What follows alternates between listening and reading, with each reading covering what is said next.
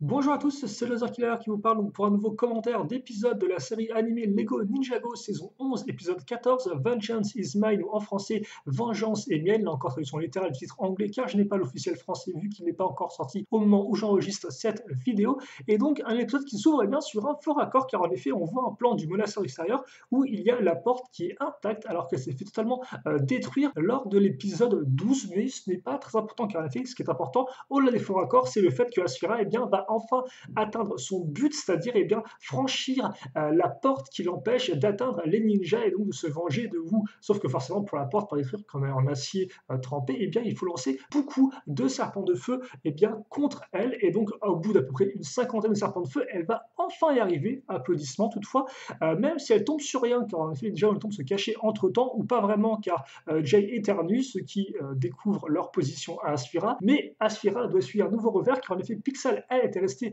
cachée derrière dans le mecha afin de le préparer et donc de le démarrer. Ce qui fait qu'on a un combat avec des forces en présence un peu plus égales. Serpent de feu contre ninja, le combat peut commencer. Et même si on pourrait se dire que le mecha est un élément de poids, il n'est pas vraiment grand chose, car en effet, Asphira, grâce à ses pouvoirs, peut carrément détacher les stalactites de la caverne et les envoyer paître contre le mecha qui s'effondre. Alors là encore, est-ce que c'est des pouvoirs qu'elle obtient grâce au parchemin de fusion interdit uniquement, ou grâce à ses pouvoirs, ou grâce à la combinaison de deux? Je ne sais pas. En tout cas, c'est sacrément puissant. Elle arrive même carrément à annihiler un des bras du mecha, le fait carrément disparaître. Donc là encore, c'est extrêmement puissant. Même s'il est vrai qu'on avait déjà vu ça auparavant dans l'épisode 12 où justement elle avait attaqué les défenses extérieures du monastère et elle avait fait un peu la même chose, c'est-à-dire qu'effectivement elle a fait entre guillemets disparaître les sentinelles. Donc là encore, très particulier comme pouvoir, à voir si les ninjas peuvent aussi faire pareil quand ils ont le parchemin entre leurs mains. Et justement, ça, on va pas tarder à l'apprendre car le ninja, justement, finissent par être entre guillemets battus, en tout cas les ninjas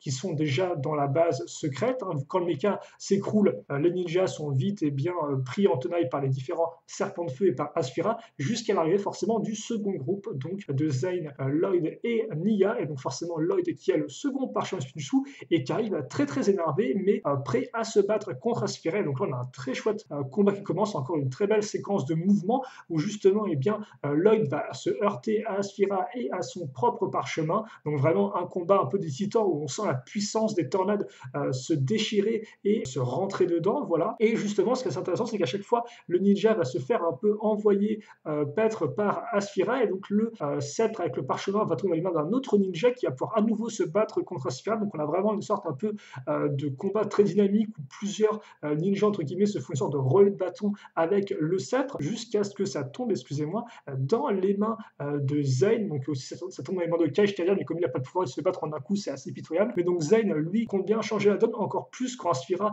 porte un coup qui carrément annihile, fait disparaître le mecha en entier. Et donc là, Zane, encore plus remonté du fait de l'énergie amenée par le sceptre, encore le sceptre et le parchemin, je vous rappelle, hein, qui entre guillemets donne un peu qui font monter la colère dans l'individu en plus de son pouvoir, déclenche une grosse attaque de glace qui glace entièrement Asphira sur place ainsi que ses serpents, mettant ainsi fin au combat et surtout montrant que les pouvoirs sont quand même assez impressionnants. Et d'ailleurs, c'est assez fou parce que les repensant, c'est le seul vraiment où il y a son pouvoir élémentaire qui ressort la glace quand on utilise le pouvoir, enfin quand on utilise le parchemin. Alors pour les autres ninjas, ça fait effectivement une grosse tornade du Spinjitzu, mais le côté pouvoir élémentaire ressort beaucoup moins bien ou alors il est juste pas présent du tout. Et donc justement, il l'a glacé, tout le monde est content, sauf que oui mais non, car il ne l'a pas glacé suffisamment Asphira qui a un bras qui dépasse avec le sceptre et le parchemin et donc qui fait un dernier coup contre vous. Et là justement, on se souvient des visions qu'avait eu Zane dès le début de la série, où il se voit justement en train de se prendre un coup lancé par Asphira. Et donc justement, la vision, c'est ce moment-là. Et donc Zane fonce entre vous et entre le coup de Asphira, se prend le coup, et tout comme le mecha, lui aussi est carrément annihilé sur place, il disparaît de la réalité avant qu'Asphira ne s'arrête de tirer. Voilà. Donc le sacrifice de Zane pour sauver Wu, forcément la grande tristesse de Wu et des autres ninjas, mais au moins Asphira a été emprisonnée et justement c'est là où Wu va aller la voir par la suite. Elle est emprisonnée dans la prison du Cryptorium, dans la même cellule qu'avait habité auparavant Garmadon dans la saison 10. si je ne dis pas de bêtises. Et donc justement, eh bien, il va la voir et demande effectivement pourquoi elle a fait ça, alors que Zayn n'avait rien demandé là-dedans, hein. Là encore, en effet, Asphira qui se plaint qu'elle est emprisonnée de façon injuste et tout. Et donc voilà, Wu lui dit pourquoi tu l'as abattu comme ça et tout, il n'avait rien demandé. Et là, effectivement, Asphira dit que non, elle n'a pas abattu Zayn, elle n'a pas, entre guillemets, tué, elle l'a juste effectivement banni ailleurs, car en effet, ce qu'elle voulait infliger à Wu, ce n'était pas de le tuer, mais de le bannir dans un endroit terrible duquel on ne pourrait venir le sauver. Et cet endroit, eh bien, c'est le Netherrealm. Donc là, c'est le nom anglais, je n'ai pas le nom français officiel, mais on pourrait traduire ça littéralement par le royaume du jamais, le royaume de l'oubli, bref, un royaume pas très très cool. Et ce royaume, eh bien, on peut en avoir une trace à la toute fin de l'épisode, enfin une vision en tout cas, car on voit un royaume enneigé justement avec le mecha écroulé, ainsi que des traces de pas qui appartiennent sûrement à Zayn. Et l'épisode se finit là-dessus. Zayn pas mort donc, malgré son sacrifice, encore une chose de sauver, mais ça va être compliqué. Bref, tout ça, on le verra dans l'épisode 15. En attendant, donc, cet épisode, eh bien, c'est tout pour ça. C'est aussi tout pour Asphira, donc, qui est redevenue normale. D'ailleurs, elle est plus en version feu que dans la cellule, ce qui est d'ailleurs plutôt cool, vu qu'elle a vraiment un bon design que j'aimerais vraiment avoir en figurine physique. Mais bon, je doute que Lego la produise avant un certain temps, hélas, du fait des pièces spécifiques. Et ouais, vraiment, un combat qui est très impressionnant quand, effectivement, il y a cette espèce de relais de bâton avec le parchemin du Spijitzu interdit, qui se passe de main en main, mais c'est aussi un combat qui est au final assez rapide.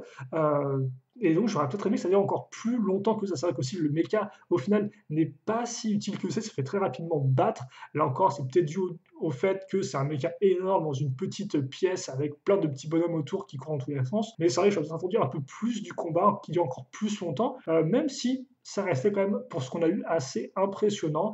Et donc la fin de la Sphira, là encore, qui met fin à elle et aussi au méchant qui, visiblement, pour l'instant, eh bien, est emprisonné. Donc que dire d'autre, effectivement, si ce n'est que au final, on a quand même eu une première moitié de saison. Alors, elle n'est pas encore terminée, mais c'est vrai que là, si on voit un peu l'histoire d'Asphira, de son passé avec vous, jusqu'à eh bien, sa réhabilitation par les ninjas, jusqu'à son invasion de Jego City, jusqu'à effectivement son affrontement avec vous, eh bien, c'est vrai qu'on a quand même une histoire qui est pas trop mal, qui reste pas non plus très très complexe, mais qui est assez efficace, propre et assez bien raconté, même si là encore, c'est vrai qu'on aurait pu apprécier un plus grand combat contre Wu, parce que c'était avant tout Maître Wu qui était un peu sa némésis, un peu effectivement ce perfide imposteur contre qui elle avait tellement de haine, et au final, c'est vrai que lors du combat en lui-même, les deux ne s'affrontent pas vraiment, en tout cas peut-être pas plus que ça, j'ai l'impression, et donc c'est un peu dommage, parce qu'on aurait vraiment aimé voir ce combat entre les deux, et c'est vrai qu'au final, eh bien, on a surtout eu Lloyd contre Asphira, hein, quand Lloyd arrive avec le parchemin du Spijitzu interdit. Après, c'est vrai que Wu, connaissant les effets du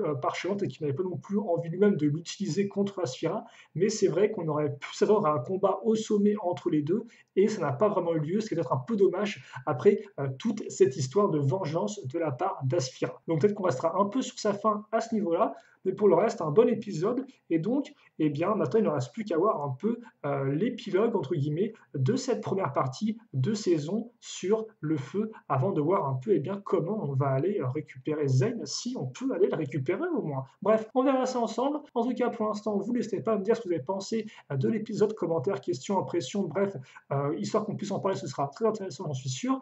Et puis pour le reste, eh bien, passez une bonne journée, une bonne soirée, tout ce que vous voulez, et à la prochaine. Salut à tous et à toutes.